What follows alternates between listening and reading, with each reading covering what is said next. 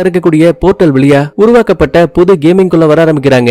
இந்த கேமோட தலைவர் அதாவது ஹீரோயினோட அப்பாவும் பேச ஆரம்பிக்கிறாரு. இதுக்கு முன்னாடியே நீங்க விளையாண்ட கேம் எல்லாமே ரொம்ப சர்வ சாதாரணமா இருக்கலாம், ஆனா இது நினைக்கிறத விட ரொம்ப புத்தம் புதுசா இருக்கும். அருவியிலிருந்து ஊத்தக்கூடிய தண்ணீரோட சில்னஸ உங்களால ஃபீல் பண்ண முடியும், மரங்களை தொடவும் முடியும், பூக்களோட வாசத்தை நுகரவும் முடியும். அந்த அளவுக்கு ரொம்ப தரமா இந்த கேமிங் உருவாக்கி இருக்கும். ஆனா அதுல ஒரு சின்ன கண்டிஷன், எக்காரணத்தை கொண்டும் உங்க தலையில மாட்டிருக்கக்கூடிய அந்த விஆர் கிளாஸ் மட்டும் கழட்டக்கூடாது. சரின்னு டீம்மேட்ஸும் சொல்லிட்டு கொஞ்சம் கொஞ்சமா நடந்து போகும்போது வழியில பாம்பின மக்களை பத்தி சார்லஸ்னு ஒரு ஆள் சொல்லிருப்பார்ல, அது சம்பந்தப்பட்ட ஒரு சிம்பிள் வரையப்பட்டிருக்கு. நிக்கிக்கு சமஷாக்கு, பாத்தீங்களா இந்த கேம சார்லஸ் சொன்னபடிதான் உருவாக்கி இருக்காங்க போல.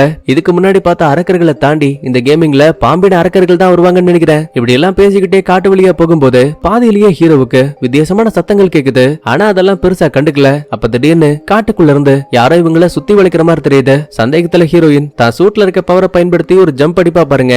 நேரா பறந்து மேல வந்தவ அங்க ஒரு சில பாம்பின அரக்கர்களை கவனிக்கிறா.